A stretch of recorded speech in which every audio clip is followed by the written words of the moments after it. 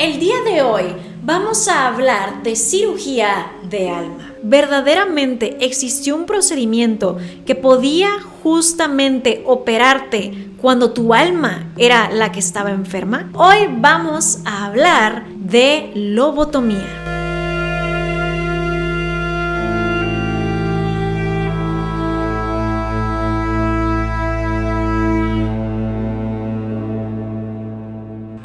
Soy Raiza, bienvenidos una vez más a mi canal, si ya me han visto antes y si no, pues bueno, de nuevo, yo soy Raiza. Este es mi canal en donde subo cosas que me parecen interesantes, cosas en ocasiones escalofriantes, paranormales, curiosas y de hecho algo que ustedes saben que me interesa mucho, que no sé si lo he contado en el canal, pero lo he dicho muchas veces en stream, es la historia. Me gusta mucho, no sé, leer sobre historia, investigar sobre historia y algo en particular que me llama mucho la atención es la historia oscura, digamos. ¿A qué me refiero con esto? Pues no sé, tendencias de belleza peligrosas o como por ejemplo cuando en el siglo XIX la gente tomaba shots de agua radioactiva y lo que vino pasando. Entonces todo eso a mí me llama mucho la atención, así que pensé en traerles una nueva sección en el canal. Digamos que este es el piloto. Ya llevo más o menos un año mencionándoles esto en redes, que si no me siguen en redes les voy a dejar aquí todo y en la descripción. Hago streams, estoy en todas las redes sociales y así. Pero bueno, en este primer episodio decidí iniciar con algo muy famoso que es la cirugía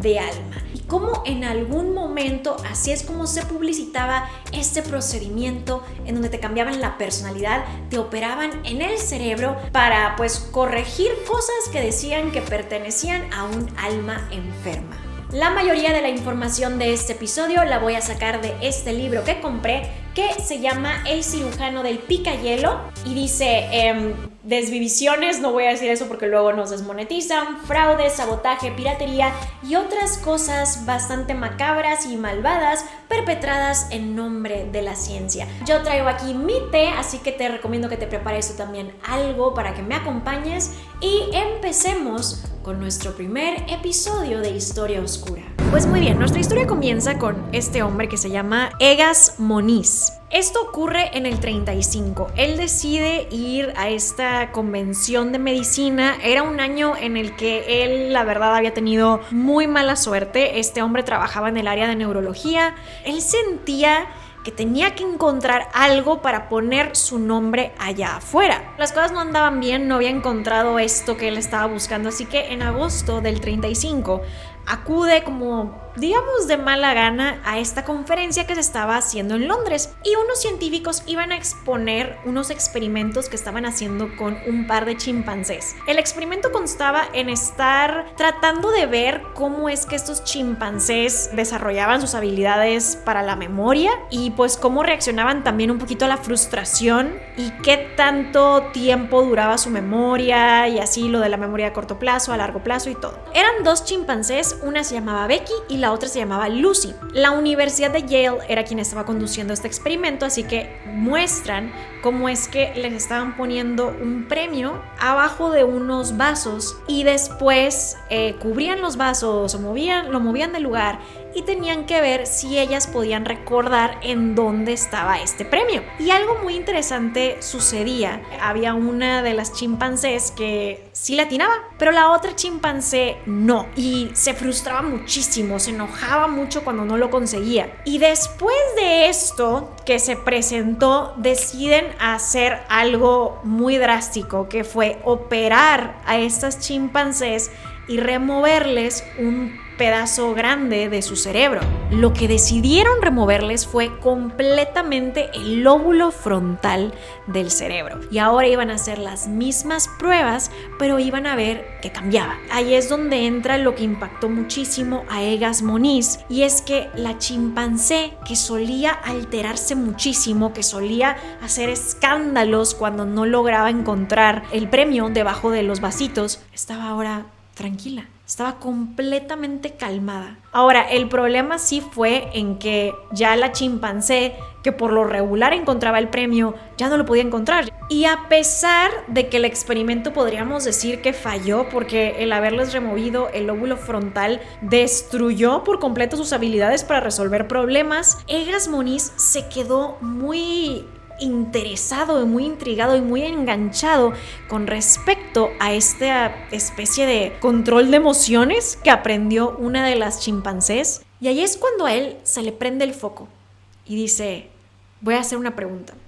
Levanta la mano en la audiencia cuando entran a la ronda de preguntas los científicos y él dice, si este experimento se realizara en humanos, ¿cuál sería el resultado? La audiencia obviamente estaba perfectamente aterrada de qué está diciendo este hombre. ¿Quiere arrancarle pedazos del cerebro a la gente?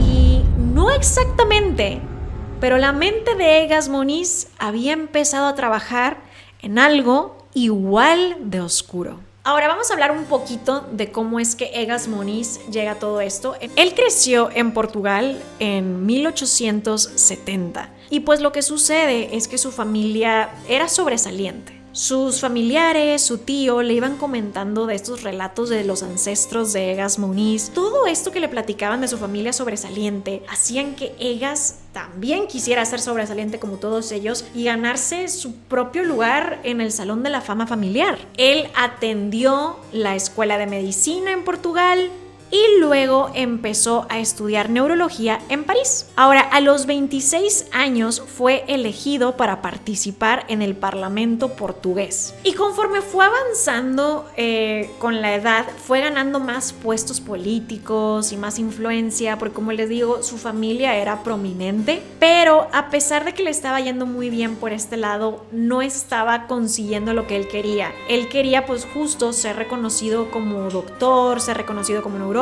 Y el problema también viene porque con la edad su salud se empieza a deteriorar. Eventualmente a él le da gota, que es una especie de artritis. Entonces esto completamente trunca su trabajo porque ya no podía estar tratando a los pacientes. Él ya no podía trabajar de cirujano porque pues al final del día para un cirujano sus manos son pues su herramienta. Egas estaba desesperado porque sentía que se le estaba acabando el tiempo para hacer un gran descubrimiento, para hacer un gran cambio, para que se le reconociera y encima de todo para ganar un premio. Esto es muy importante porque él tenía esta cosa de que quería que le dieran un premio. Y como él ya no puede trabajar con pacientes directamente, él decide empezar a trabajar en otros procedimientos científicos y médicos y empezar a hacer un descubrimiento por ese lado, ¿no? Y lo que se estaba buscando es que los doctores pudieran encontrar algo que analizara el tejido suave, porque en los 20 ya los científicos tenían la opción de checar los rayos X, pero pues esto solamente te dejaba ver el hueso. Así que Egas estaba trabajando en todo esto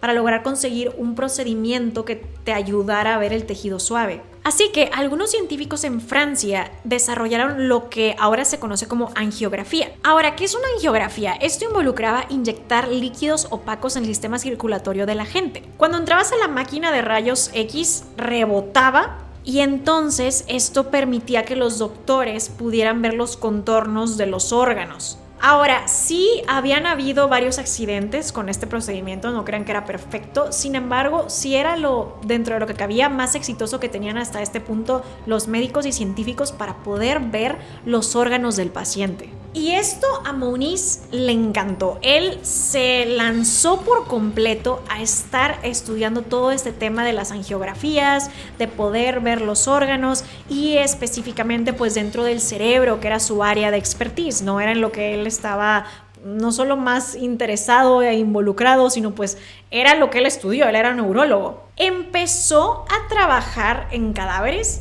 llevaba a su asistente para que le ayudara al asistente a poder inyectar las cabezas de los cadáveres y en ocasiones terminaban cortando la cabeza y llevándoselas en los carros de manera ilegal. Era algo que verdaderamente siento que no cualquiera tendría el estómago para hacer ese tipo de cosas. Ya una vez que había completado Moniz sus pruebas en cadáveres, ya estaba listo para pasar a personas, ¿no? A personas vivas. Ahora, entre varios líquidos que se utilizaban, lo que él utilizaba era yoduro de sodio. Y ahora, el problema era que esto te causaba secuelas graves. No era cualquier cosa, porque muchas veces el líquido pues se esparcía por lugares que no se debía esparcir y podía pasar desde que te hiciera que los párpados se cayeran hasta que tuvieras epilepsia, ataques epilépticos y que te dejara pues secuelas permanentes. Leyendo toda esta historia, lo que yo me llevo es que Moniz tenía muchísima motivación para que su nombre fuera conocido. Él no veía todos estos errores como,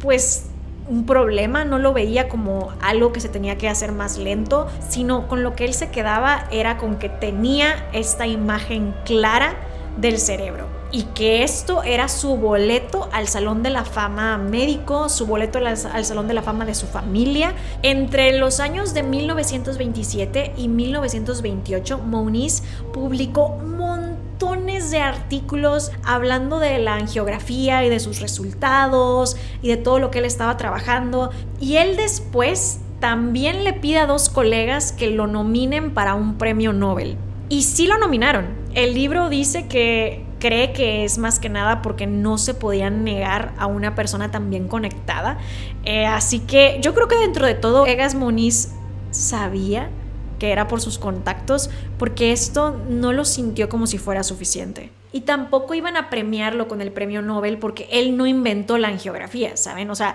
él estuvo trabajando con toda esta tecnología, pero él no fue el que la descubrió ni nada, solamente estaba construyendo sobre lo que otros científicos franceses ya habían logrado. Y así es como llegamos a 1930, cuando Moniz ya tiene 60 años. Ya lo tenemos bastante mal por el tema de lo de la gota, y también ya estaba en una especie de depresión, porque a pesar de que recibió la nominación para lo del premio Nobel, pues con el paso de los años realmente el crédito de su trabajo se iba perdiendo, porque como les digo, él no había inventado nada. Entonces poco a poco como que la gente estaba como de wow, sí, qué padre, pero no es la gran cosa. Y así es como llegamos a la conferencia de 1935 en Londres. Egas Moniz pone su stand en donde estaba mostrando su trabajo con la angiografía, las fotografías del cerebro que él tenía, su trabajo. Y ahora él estaba platicando todo este rato que estaba en la convención con un colega, un doctor que estaba en un stand ahí vecino. Y este era un doctor estadounidense llamado Walter Freeman. Y recuerdan este nombre porque va a volver en nuestra historia y se va a poner bastante turbio todo lo que él hizo. Ahora, en algún punto de esta conferencia es cuando Moniz va y ve este experimento que les comenté al inicio, de lo de las 2 chimpancés. Y él vio en ese experimento la solución a un problema muy grave. En esos años, los hospitales psiquiátricos y las instituciones mentales en general estaban en crisis, verdaderamente. La humanidad estaba en un periodo en donde no entendían realmente prácticamente nada de lo de la salud mental, y hasta la fecha todavía es algo con lo que batallamos las personas, ¿a poco no? Hemos visto muchas veces que alguien dice como no, pues es que voy al psiquiatra, y todos, ¿cómo? O sea, ¿cómo que vas al psiquiatra? ¿Qué pasa? O sea, a mí me ha pasado. Ahora imagínense, en los 30, pues era un caso terrible. Y también estaban usando estos lugares como bodegas de humanos, digamos, por cualquier cosa te hospitalizaban. En la época medieval, cuando te decían, no, pues que no sé, tu pariente, tu esposo, tu papá, tu abuelo sufrió de tal cosa, o ahora tiene, no sé, demencia, pues la familia cuidaba a la persona y se la quedaba. Y ya después de los 1700, que es finales de los 1700, es cuando llega la revolución industrial, todo esto empezó a pasar a ser ya tema de que se tenía que resolver por el gobierno. El gobierno o instituciones privadas tenían que brindarte ayuda en el tema de, pues, cuidar a tu paciente enfermo con alguna condición mental. Y esto no está mal. El problema viene en cómo lo estaban manejando, ¿saben? O sea, aquí, como les digo, estaban siendo un lugar en donde maltrataban a los enfermos, en donde ponían a los mismos enfermos a cuidar a los otros enfermos, en donde los golpeaban, en donde los torturaban. Mucha gente que estaba en estas instituciones incluso las tenían desnudas porque no querían batallar con ellas en estarlas vistiendo ni desvistiendo, o que si se ensuciaban o lo que sea. Entonces, pues las tenían así, y también no tenían idea de qué tratamiento era el correcto para muchísimas cosas, porque, por ejemplo, para mucho lo que trataban de hacer era de que, bueno, pues no sabemos, no sé, esta persona está muy deprimida, y no sabían cómo tratar nada de esto, y lo que se les llegaba a ocurrir era de tratar de hacer una especie de reinicio cerebral, pero lo hacían de maneras incorrectas porque lo que hacían era que los pacientes pues trataban de provocarles ataques de epilepsia continuos para ver si eso ayudaba al cerebro y, como les digo, resultaba empeorando la salud del paciente. Así que había un problema muy muy grande. Entonces Moniz dice, si les removemos algo en el lóbulo frontal, les va a pasar lo mismo que a la chimpancé. Van a estar tranquilos, porque ese era un problema también, ¿saben? O sea, que a veces los pacientes se ponían agresivos o estaban corriendo por todos lados, y el personal que atendía, a pesar de que muchas veces hacían lo mejor que podían, no podían controlarlos. Así que a él se le ocurre pues ver qué podía hacer para poder tener a los pacientes tranquilos. Al final del día, estas eran casas de tortura en donde la gente decía que las personas estaban incluso peor que muchos animales, porque muchos de ellos estaban conscientes de que estaban en este ambiente horrible y que la desesperanza, la verdad, era lo que más pesaba. Entonces Moniz ve en su trabajo una forma de salvarlos, digamos. Al mismo tiempo también él pues encontrar esto que él llevaba buscando por todo ese tiempo, y sí, desafortunadamente lo logra de una manera muy terrible. No podía remover el lóbulo frontal de los humanos por completo, así que Moniz decide proponer algo mucho más sutil. Decide cortar la conexión entre el lóbulo frontal y el sistema límbico. En los seres humanos, el lóbulo frontal te permite que tengas pues reflexión, que tengas análisis de tus acciones, que puedas planear y que puedas tener pensamiento racional, mientras que el sistema límbico procesa las emociones crudas. Ahora, estas dos regiones del cerebro están conectadas por neuronas que mandan señales de aquí para allá. Moniz especulaba que el cerebro de esas personas que necesitaban ayuda psiquiátrica tenía pues alguna especie de error, digamos, que en donde el sistema límbico estaba funcionando de más. Ahora, la teoría de Moniz no estaba completamente equivocada. Sí es cierto que de repente, cuando hay un desbalance en las emociones, esto sí va a sobrepasar tu habilidad para procesarlas. Y sí pasa que la gente cae en histeria, cae en todo ese tipo de cosas, sí llega a suceder. Pero su teoría estaba basada en un modelo cerebral que ya estaba obsoleto, que pues se creía que de cierta manera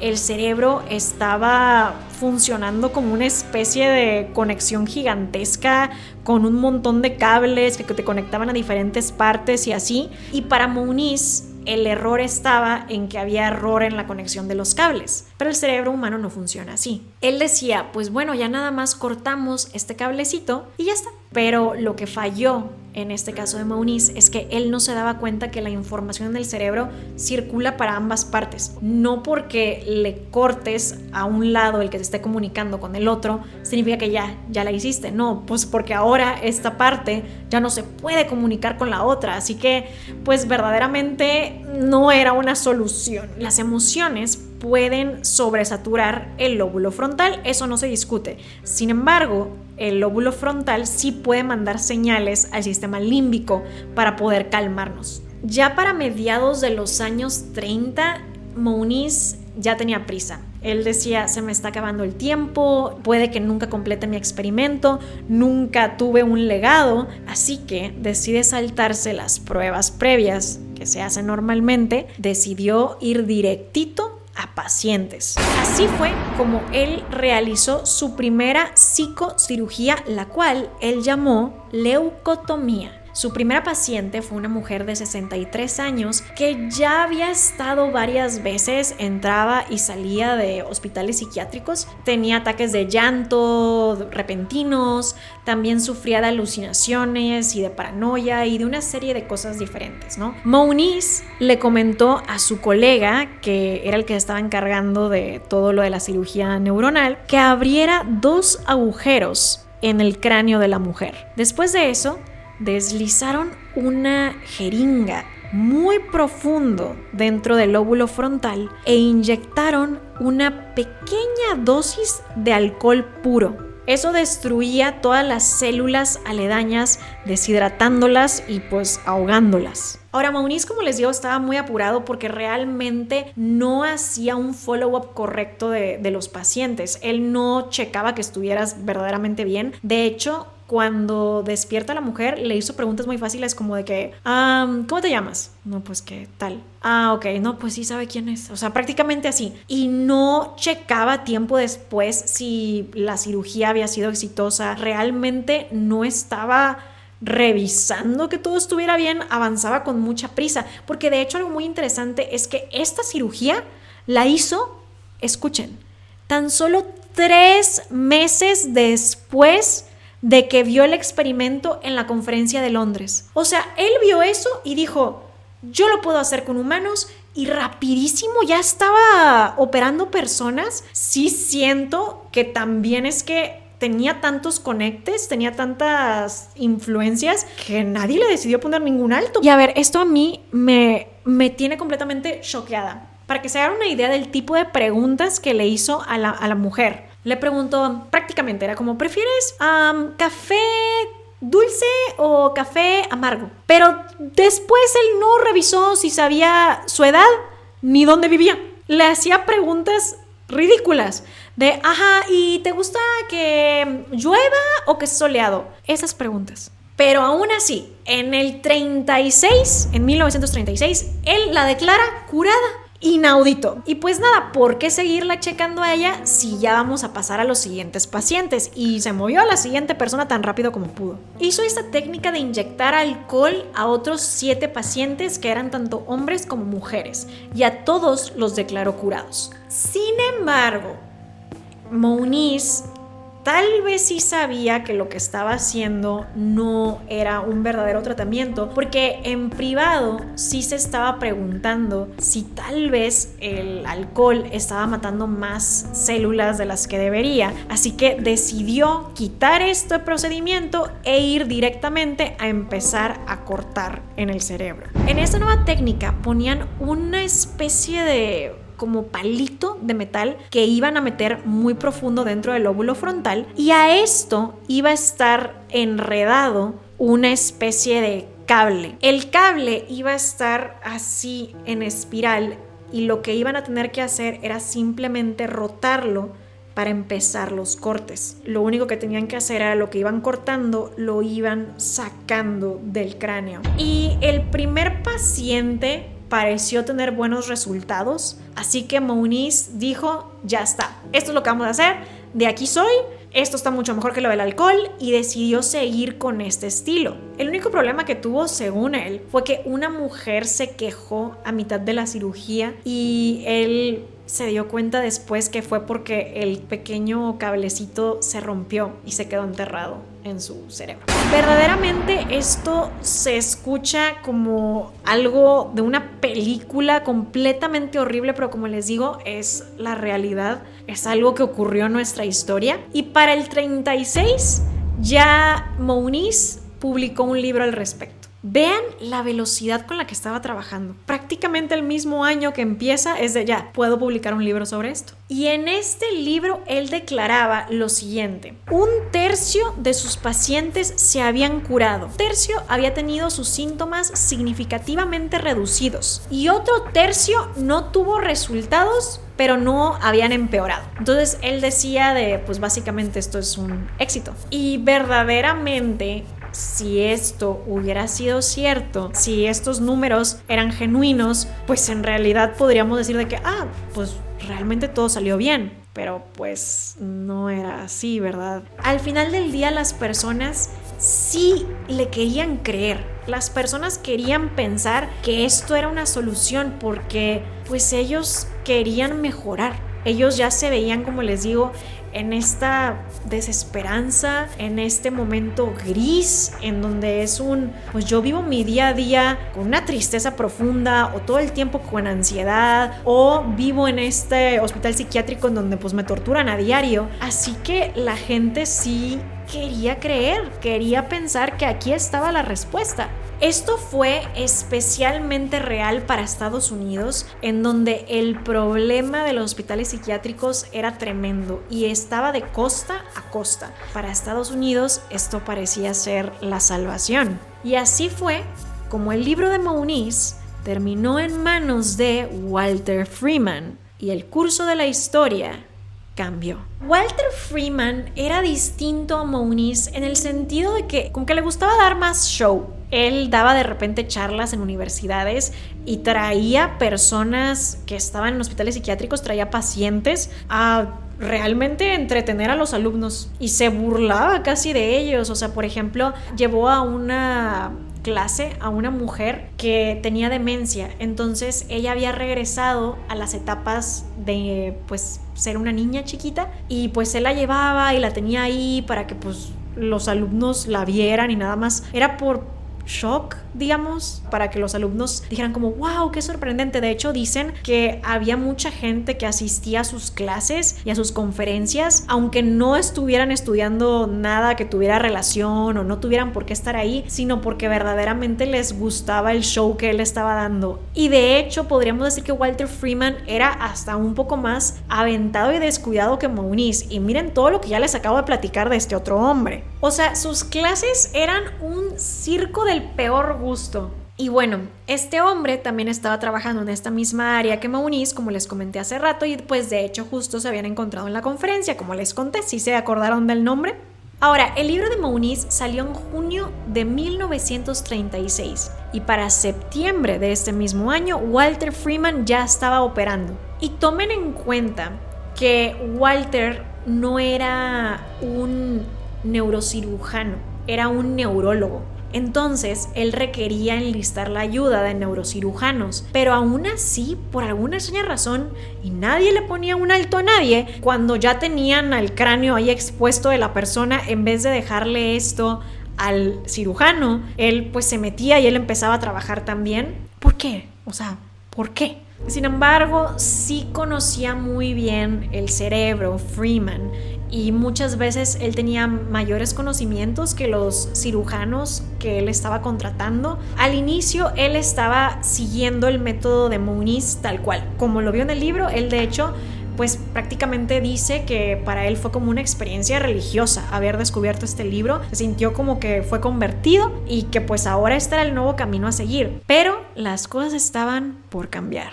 Él decidió cambiar el método en donde teníamos el metal y el cable amarrado por un cuchillo que asemejaba tal vez un cuchillo de mantequilla, podríamos decir, y lo introducía por los orificios que estaban haciendo dentro del cráneo y pues estaba moviendo el cuchillo dentro del cráneo para empezar a cortar trozos, hacer más o menos lo mismo pero con una herramienta diferente. Y como estaban utilizando un nuevo procedimiento y nuevas herramientas, decidieron darle un nombre diferente a ese tipo de cirugía, y es así como se introduce al mundo la lobotomía. Empiezan Freeman y Watts, que era su ayudante cirujano, a trabajar en un paciente a la semana. Ahora, al principio parecía que sí estaba funcionando porque más o menos la mitad de los pacientes sí se tranquilizaban para cuando regresaban a sus casas. Y aunado a esto, aquellos que permanecían en los asilos y hospitales psiquiátricos ya eran mucho más dóciles. Freeman tal cual dice la siguiente frase o la siguiente cita: el nivel de ruido en los hospitales psiquiátricos bajó, los incidentes también eran menos, la cooperación mejoró y los hospitales psiquiátricos podían ser mejorados y decorados con cortinas y macetas con flores porque ya no eran un peligro que podía ser utilizado como arma. Y claro, no era un método perfecto. En ocasiones, al estar moviendo el cuchillo, pues sí de repente podía causar que cortaran de más una parte o que lastimaran alguna otra sección que no debían lastimar. Y en muchas ocasiones los primeros pacientes, debido a esto, morían por terribles hemorragias. Ahora, tampoco los pacientes mejoraban a la fuerza, ¿saben? No era algo que si te realizaban una lobotomía cambiabas y era forzoso esto, había pacientes que llegaban a pasar por varias lobotomías y no les surtía efecto. De hecho, hubo el caso que en Navidad de 1936 acababan de realizarle una lobotomía a un paciente que era alcohólico y pues él en la noche se levantó, a pesar de que ese día le habían hecho la cirugía y tenía todo el vendaje y todo, logró salirse del hospital, cubrir lo de la herida con un sombrero y fue a festejar a un bar. Dicen que lo encontraron tan ebrio que ni siquiera ya podía caminar bien y pues lo regresan, obviamente, pero entonces ¿qué pasó? O sea, la lobotomía no lo cambió, él quería ir a festejar y lo hizo de todas maneras. ¿Y a qué conclusión llegaban usualmente? A que no le habían cortado suficiente del cerebro y tenían que pasar a una segunda lobotomía.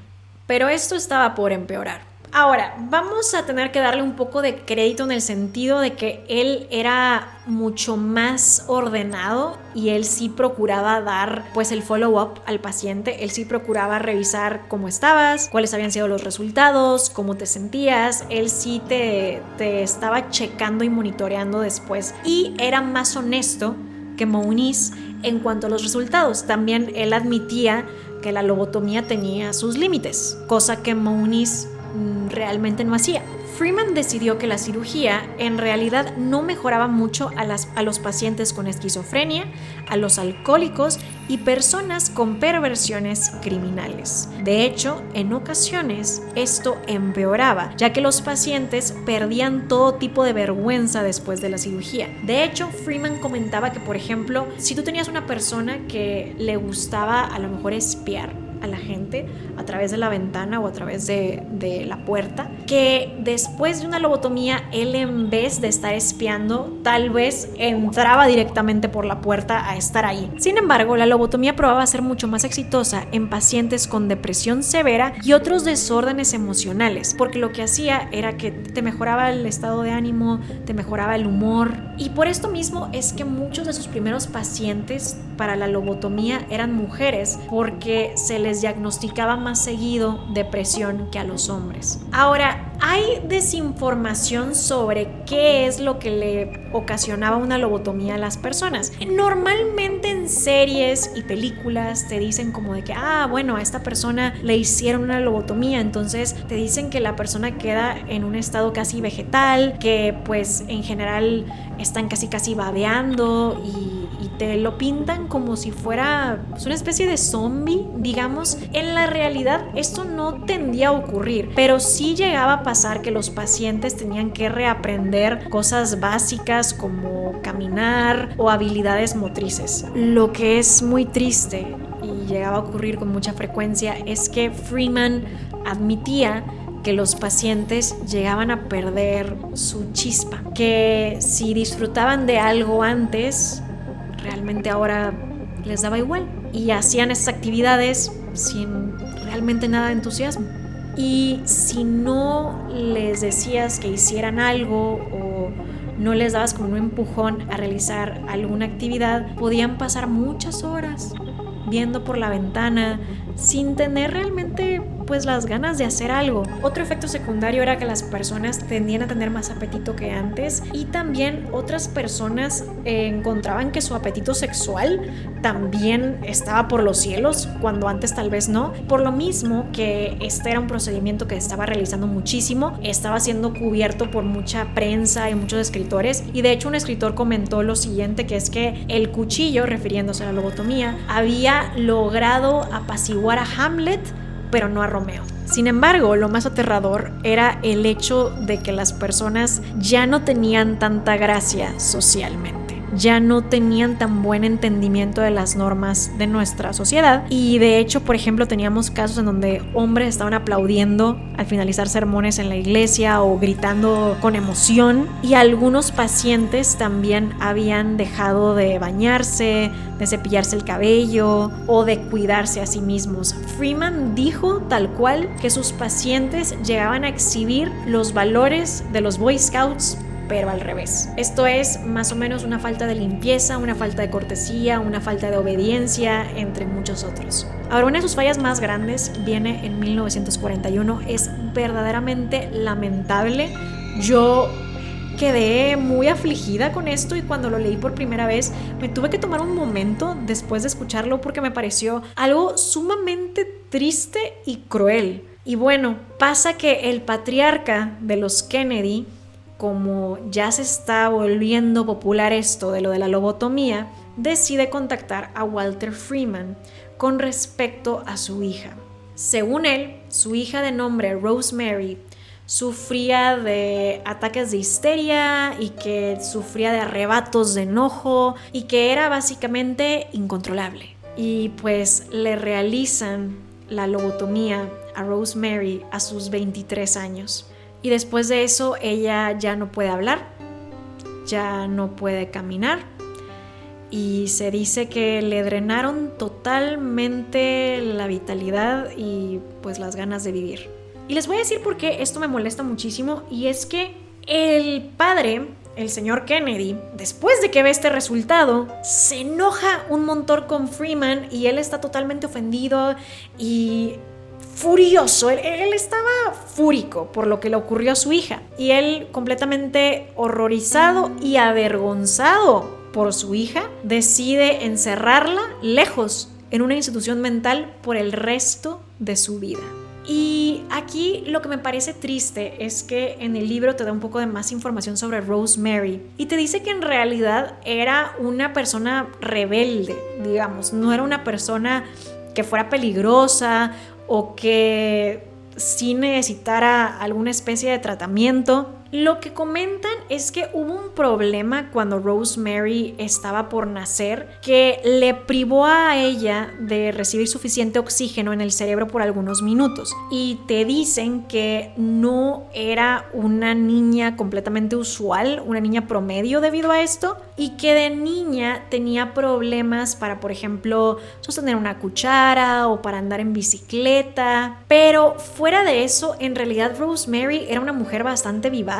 De hecho, una cosa que te comentan en el libro es que para muchas personas ella hasta era considerada la hija Kennedy más hermosa, pero desafortunadamente para una familia tan ambiciosa como la de ella era una vergüenza, y de hecho por su rebeldía y por ciertos problemas la confinaron a un convento cuando ella era adolescente. Como ella no quería estar ahí y todo esto fue en contra de su voluntad, era grosera con las monjas y en las noches se escapaba. Lo que ellos dicen es que como era una mujer muy escandalosa, muy probablemente iba en las noches a buscar y tentar hombres. Y el problema es que lo que temían los Kennedy es que su hija quedara embarazada, porque esto iba a truncarles cualquier carrera política y cualquiera de sus negocios. Así que empezaron a buscar lobotomías para Rosemary para poderla calmar y ponerle un alto.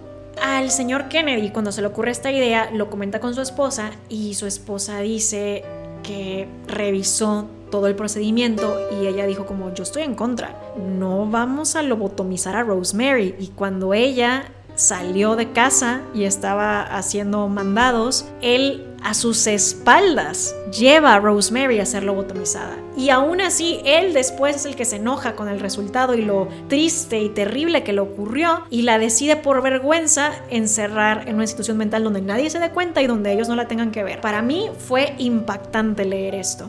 Y a ver, no crean que todos los médicos y los científicos estaban completamente a favor de este procedimiento. Había mucha gente que estaba muy en contra de las lobotomías. De hecho, hubieron muchos médicos que decían tal cual, y cito: esta no es una operación, es una mutilación. Otro dice: los cirujanos verdaderamente están caminando por una ruta peligrosa cuando se decide que un paciente sin alma es mucho más feliz que un paciente con un alma enferma. Y de hecho también muchos doctores decían que en realidad los pacientes que no tenían mucha noción de lo que ocurría no podían autorizarte que les hicieras eso. O sea, esto era completamente en contra de su voluntad. Y uno de los hijos de Freeman, su propio hijo, llegó a decir: hablar de una lobotomía exitosa es como hablar de un accidente automovilístico exitoso. Entonces, verdaderamente, a pesar de que esto se estaba popularizando, no crean que todos estaban en plan, sí, qué felicidad, apoyemos este procedimiento. No, sí había mucha gente que se estaba cuestionando si esto era tanto ético como válido como exitoso. Ahora, a Freeman no le molestaba que le estuvieran criticando su procedimiento. De hecho, era una persona que le gustaba mucho debatir y que le gustaba mucho discutir. Y de hecho, tristemente, sí hubieron pacientes que se beneficiaron con las lobotomías. Y de hecho, podríamos decir que hasta cierto punto la lobotomía sí tendría un lugar, digamos, de importancia dentro de pues la medicina del siglo XX y pudo tal vez haber mejorado si tan solo a Freeman no le hubiera ganado el ego y hubiera aceptado las limitantes de este procedimiento y sus limitantes propias. Ahora, como estaban haciendo las lobotomías hasta este punto, eran muy costosas porque se requería un equipo de gente bastante amplio, se requería que tuvieras el anestesiólogo, se requería que tuvieras los profesionales ahí para revisarte, se requería un equipo grande de personas y no todos los hospitales lo podían costear ni todas las personas. Ahora se le ocurrió otra ruta para poder llegar al lóbulo frontal. En vez de cortar directamente desde el cráneo, ahora intentaría hacerlo a través de los ojos.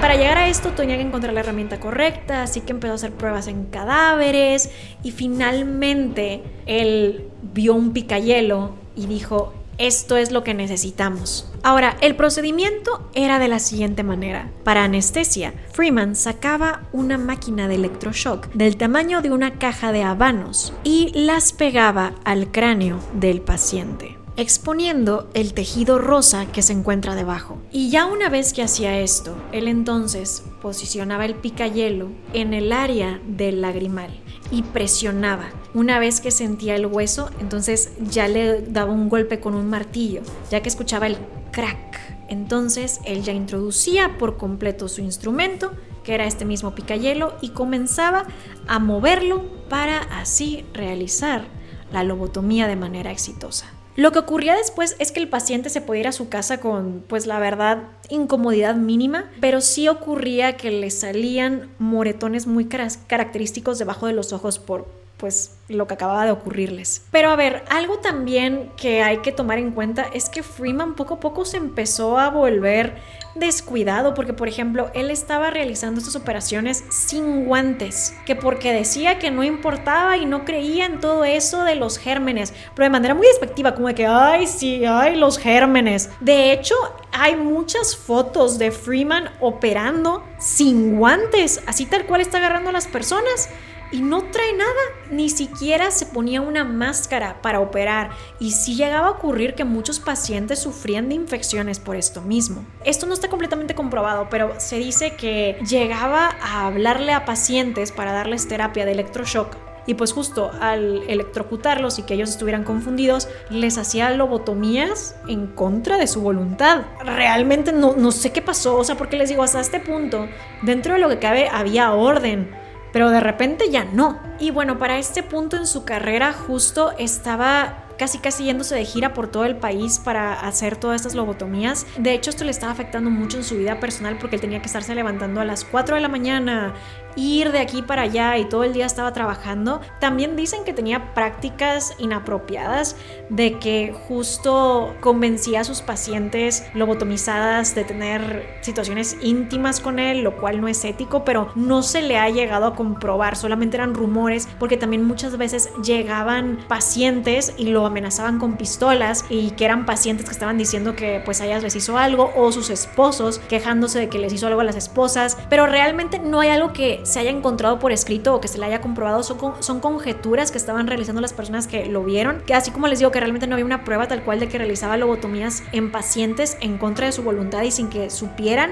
Y pues bueno, para este punto, como les digo, él estaba viajando por todo el país realizando estas lobotomías, y de hecho dicen que por el 46 él le había puesto a su auto el lobotomóvil. Tenía un sentido del humor tal vez hasta cierto punto macabro, porque él decía en cartas y en artículos que escribía que en sus giras él estaba haciendo expediciones para cacería de cabezas. De hecho, llegó un punto donde él llegaba a los hospitales y ya tenían a los pacientes listos y él terminaba logrando hacer 6, 7, 8, 10 lobotomías en un día, y dicen que como él era ambidiestro encontró una forma de hacer 2 lobotomías al mismo tiempo. Verdaderamente en shock. Y siento que también justo cae en lo mismo de el otro doctor, en donde la ambición pesaba más que el resultado y el trato correcto de los pacientes.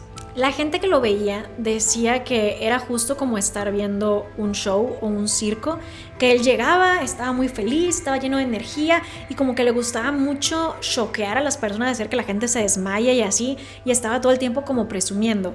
Sin embargo, en uno de estos momentos es que llega a ocurrir algo terrible. Durante una operación en Iowa, Freeman estaba muy confiado en sus habilidades. Sin embargo, él presionó demasiado la herramienta, que le llamaban el estileto, y esta se enterró por completo en el cerebro medio del paciente. El hombre murió, así que nunca logró despertar de esa cirugía. Pues no, realmente no. Yo estoy sorprendida porque pensé que para este punto le habrían quitado la licencia médica, pero realmente no. De hecho, la gente decía que él hacía a más gente desmayarse que Frank Sinatra. Ajá, o sea, todo el mundo parecía que le gustaba cómo él hacía las cosas porque los entretenía. Ay, ¿quieres ir a ver una lobotomía? Pero sí lo hacían. Y aquí es en donde entra la prensa, que le apoda a estas lobotomías como cirugía del alma. Y es muy triste porque a partir de este momento ya estaban empezando a llegar montones y montones y montones de pacientes voluntarios. Le llegaban toneladas de cartas a Freeman pidiéndole su ayuda. Cuando la gente vio cirugía del alma, estaban escribiendo cartas y eran pues tal cual como comenta la prensa y como comentan los libros, eran las personas tristes, las personas que estaban en miseria, las personas que se sentían muy mal con su vida, que estaban buscando una salvación y pensaban que justo si se podía operar el alma, ellos podrían encontrar la salvación que tanto estaban buscando. Era tan popular él y su procedimiento que en una ocasión llegó a hacer 2 docenas de lobotomías el mismo día. 2 docenas, 24 personas el mismo día. ¡Qué fuerte! De hecho, él llegó a lobotomizar alrededor de 3,500 pacientes. Tal cual dijo la siguiente cita, que dejó una hilera de ojos negros desde Washington, D.C. hasta Seattle. Porque como les digo, debajo de los ojos, en las ojeras, te quedaban las marcas de moretones de la lobotomía. Realmente se dice que nunca se volvió rico de esto, que era caro realizar todo lo de las lobotomías y que en general nunca llegó a ganar demasiado, pero con los que lo podían costear, sí, la verdad es que pues ganaba bastante, porque en alguna ocasión llegó a cobrar aproximadamente $2,500 por una cirugía en Chicago. Y eso en la actualidad es el equivalente a $27,000. Y estaba ocurriendo con bastante frecuencia que muchos pacientes fallecían. Pero a pesar de todo, esto no disminuía la popularidad del procedimiento. De hecho, Freeman empezó a operar niños también, llegando a lobotomizar niños tan jóvenes que tenían 4 años. Lo que en algún punto era un último recurso, se había vuelto lo primero que estaba buscando la gente. Gracias al trabajo de Freeman y todos los doctores que estaban entrenando en este procedimiento, el número de lobotomías que se hacían anualmente en Estados Unidos saltó de 1946 a 1949 de 500 a 5,000. Y si se preguntaban si Moniz finalmente había conseguido su premio Nobel, así es, a pesar de que en el 39 un paciente llegó y le disparó 5 veces a Moniz. él sobrevivió y siguió empujando para obtener nominaciones. Le pidió también Moniz a Freeman que lo recomendara para el premio Nobel y en 1949 recibió 9 nominaciones. Y en el final de ese año, sí, obtuvo su premio Nobel como tanto lo estaba buscando. Y ahora, para los 50, unos científicos en Francia desarrollaron lo siguiente, que se llama clorpromazina, y estaba siendo utilizado para tratar a diferentes pacientes con ciertos síntomas que los hubieran enviado a una lobotomía. Primero se utilizaba solamente para tratar el shock, pero después se empezó a utilizar para más cosas. Y fueron introduciéndolo poco a poco en los hospitales psiquiátricos en la década de los 50 y estaban recibiendo resultados milagrosos. Ya no había necesidad de ir y cortarle trozos del cerebro a las personas. De hecho, algunas personas llegaron a llamar este medicamento como la lobotomía química, pero en realidad no era eso, era un medicamento muy superior a una lobotomía. 50 millones de personas llegaron a tomar este medicamento en su año de lanzamiento y poco después empezó la popularidad del litio para tratar diferentes pacientes con problemas psiquiátricos. A Freeman obviamente esto no le estaba gustando y aunque en un inicio él estaba a favor de este medicamento, eventualmente empezó a criticarlo un montón diciendo que no funcionaba y así. Y sí es verdad que este medicamento tenía también muchos efectos secundarios negativos y a algunos pacientes no les sentaba bien como tratamiento, esto es cierto,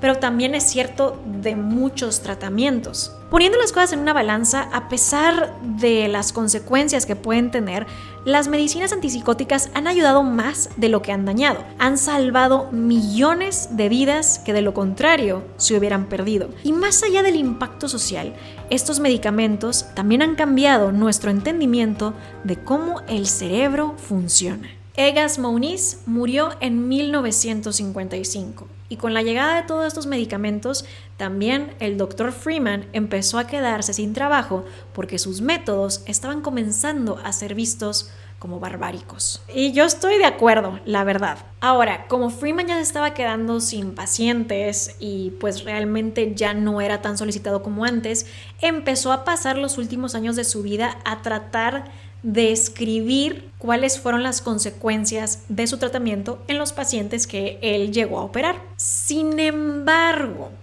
el problema es que el trabajo de Freeman es más de anécdotas y tampoco tenía un grupo control, así que los experimentos realmente no pueden ser catalogados como muy exitosos o no, porque se saltó muchos pasos de los procesos adecuados que se tienen que hacer. Además de que mezclaba mucho anécdotas personales, como les digo, él era mucho de y ella me dijo y se veía increíble y así, no, eso no tiene validez. Y pues bueno, sin estos controles, realmente lo que él dice de sus resultados de las lobotomías no tienen cabida ni sentido. Freeman llevó a cabo su última lobotomía en 1967 cuando tenía 72 años. Esta era la tercera lobotomía de la paciente, ya que las últimas dos realmente no habían tenido resultados. Desafortunadamente, Freeman dañó un vaso sanguíneo y la paciente falleció desangrada. Después de eso le revocaron su licencia y él ya había perdido su derecho a operar. Y así es como concluye la historia de las lobotomías en el siglo XX. Hoy en día ya es una práctica que no se hace, que no se utiliza y verdaderamente me parece algo muy interesante justo cómo se llamaba esto de cirugía del alma. Creo que sí nos lleva a preguntarnos ¿en dónde estamos?